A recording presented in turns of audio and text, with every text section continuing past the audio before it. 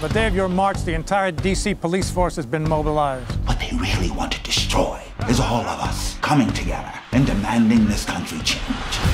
Colman, how are you? I'm good. You have the best name in the business. Thank you very much. I'll tell everybody in the business that. Good.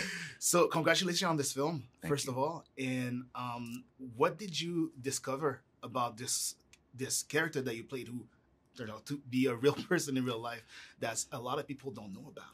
I discovered enough about. I discovered that he had a true conviction for service, to serve the world with love and joy and make it more equitable, and to raise people up and to inspire. Mm-hmm. He was a fascinating human being who also organized the March on Washington. Yes. But also he was marginalized in the history books because he was openly gay.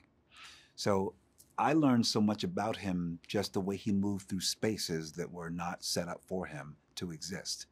And so I think that he's just a formidable human being that I want more people to know about. Yeah.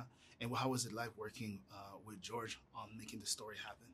You can't work with anyone better. Yeah. George C. Wolfe is a quintessential director.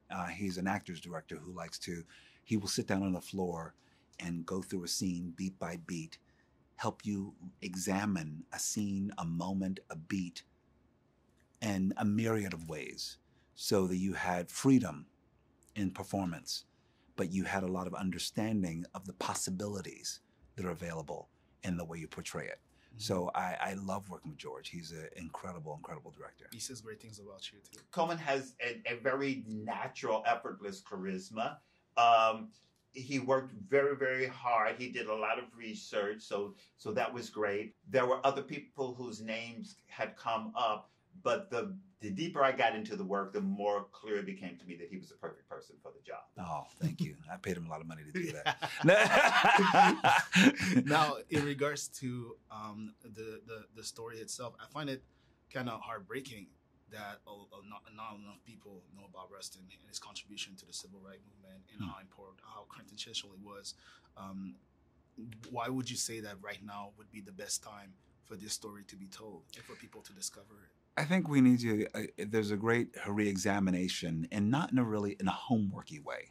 I think that there just has to be an interrogation of our history and to get a full picture of our history, to know that history was not just made by, one figure in the civil rights movement, Martin Luther King. Nothing against Martin Luther King, but it just wasn't just Martin. It wasn't just Ralph Abernathy. It wasn't Jane, it wasn't just all these other people, but it was all these other people too, like Ella Baker, like, A. Philip Randolph and Cleve Robinson, this, extraordinary minds that were doing all the work that they can around the country, all towards the movement.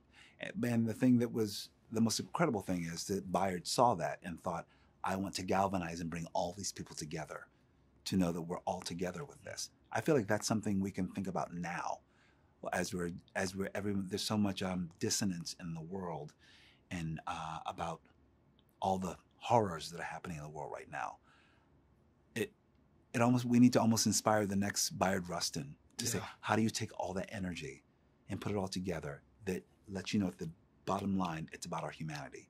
It's about how do we love, how do we take care of each other, how do we fight for each other. Not fight each other, but how do we fight for each other? Mm-hmm. Which is it's love. That's love energy, and so hopefully it inspires the next Rustin. Yeah, I sure hope it does. It definitely inspired me, and I feel like the more people, and I think that's the most important thing about this movie, and I'd like to get your opinion on that. I feel like the more people understand the act of love and the selflessness behind it, that it's the most rewarding thing that you can receive back, right? And regardless of, especially if you do it without expectation. And I think this is a very big example of somebody who did that. It is. And first of all, you tapped into something so beautiful that I think at our best, we are love and we can be love. Yeah. And it's just about getting everybody back on board with that. Yeah. That's the truth, that it's not about money and things and stuff. Yeah.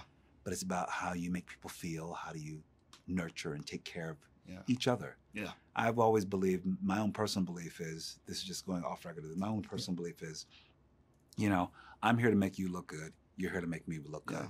And we all win. I can't be trying to make me look good and then you make me look good. It's Yeah. just going one way. Absolutely. So I think that, the spirit of Rustin and these other organizers were like, how do we take care of each other? Yeah. And that's a major question right now. And I think that's a reckoning we're having. And hopefully we come back to that love energy and believe that love is a great power and it can change anything. I think you just described the purpose of life pretty well, to love and to be loved. People can't forget what you did for them, but they always remember how you made them feel, right? Absolutely. Thank you. Absolutely. Thank you very much, Colman. Thank you.